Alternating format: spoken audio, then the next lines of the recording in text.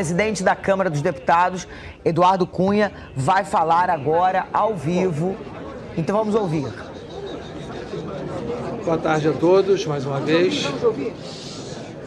Bom, eu completei 10 meses na presidência da Câmara ontem. Ontem, nessa legislatura.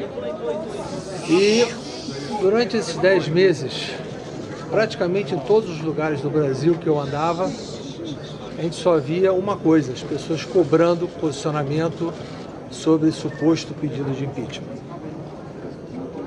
Nesses 10 meses, foi um número recorde que se entrou de pedidos de impeachment em toda a história do país. Tiveram 34 pedidos de impeachment por motivações diversas.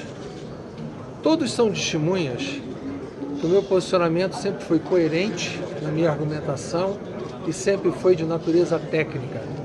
Eu sempre refutei todo e qualquer pedido que abarcasse o mandato anterior, apesar de discussão de jurisprudência que a tese de que a emenda da reeleição foi posterior à edição da lei e, consequentemente, havia uma discussão sobre continuidade do mandato.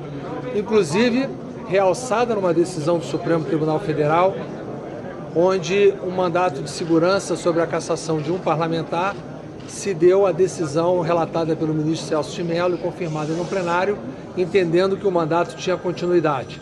Mas mesmo com essa decisão trazida aos autos de vários pedidos, eu mantive o meu posicionamento do respeito ao parágrafo 4º do artigo 86 da Constituição Federal, de não abarcando fatos anteriores ao mandato atual.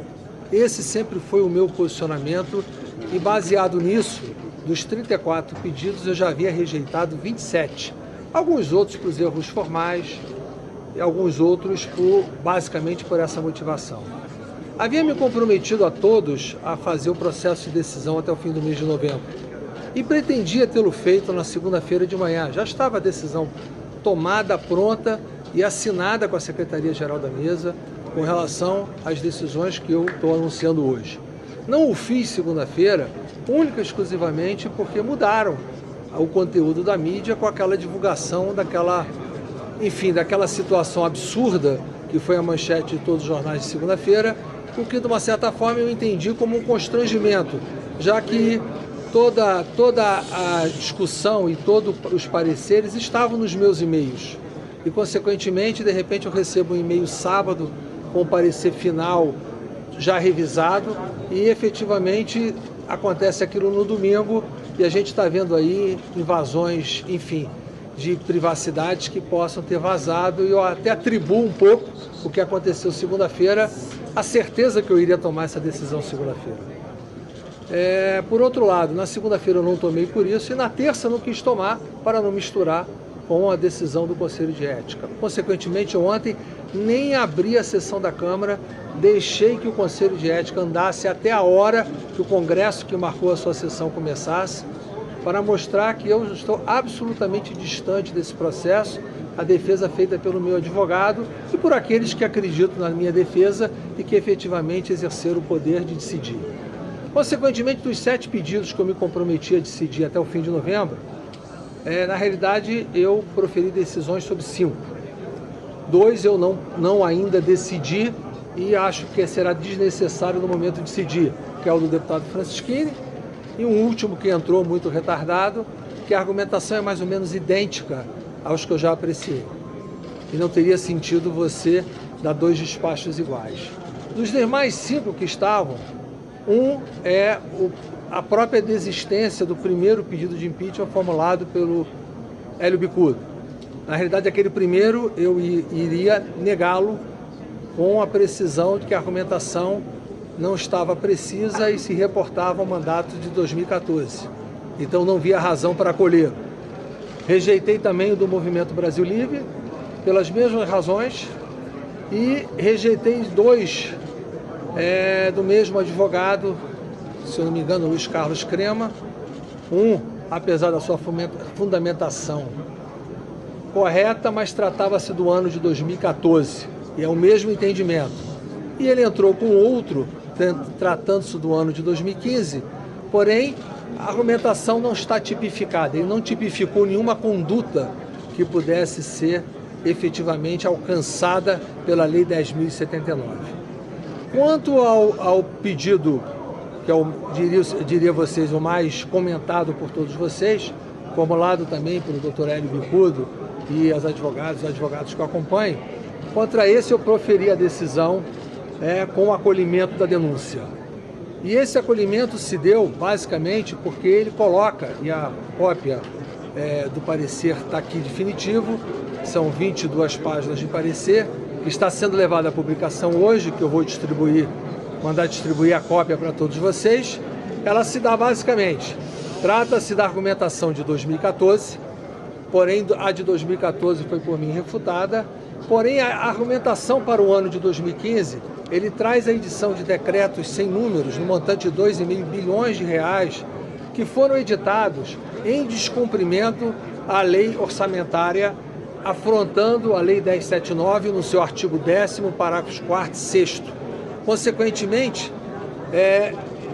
mesmo a votação do PLN 5, mesmo ele aprovado e sancionado, não supre a irregularidade de ter sido editada a norma em afronta à lei orçamentária. Então, o embasamento disso é única e exclusivamente de natureza técnica e o juízo do presidente da Câmara é único e exclusivamente de autorizar a abertura, não de proferir o seu juízo de mérito, que será a comissão especial que irá fazê-lo e poderá acolher ou poderá rejeitá-lo. E o processo vai seguir o seu curso normal, com amplo direito de defesa do contraditório que deverá ser colocado. A mim, não tem nenhuma felicidade de praticar esse ato. Eu não o faço por nenhuma motivação de natureza política. Eu, como eu disse aqui anteriormente, refutei e rejeitei todos. E o rejeitaria se estivesse em descumprimento da lei. Mas, infelizmente, por mais que eu tentasse buscar qualquer caminho de interpretação e por todos os pareceres que chegaram até a mim pela consultoria legislativa, pela assessoria jurídica e por terceiros as quais eu consultei, não consegui encontrar um que conseguisse me desmontar a tese a qual está sendo aceita hoje.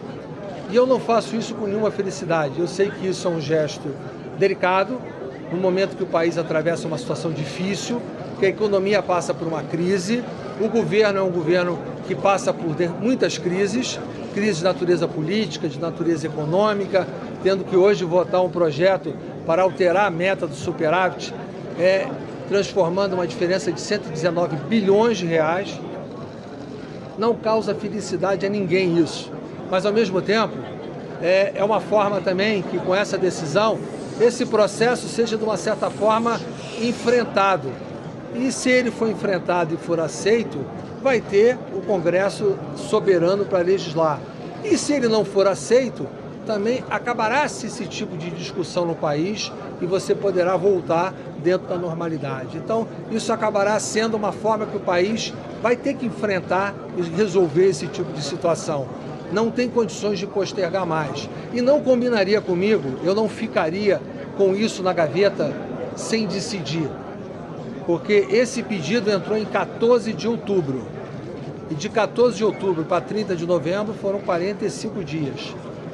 Ele estava passando do limite do razoável de eu proferir uma decisão. E eu não consegui dar outra que não fosse essa que estão nos pareceres.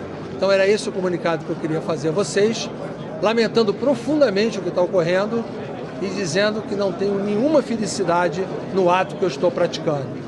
E que o nosso país possa passar por esse processo, superar esse processo e que a gente possa, com isso, conseguir superar as nossas crises políticas e econômicas sem eu fazer qualquer juízo de valor do mérito disso e sem qualquer tipo de torcida.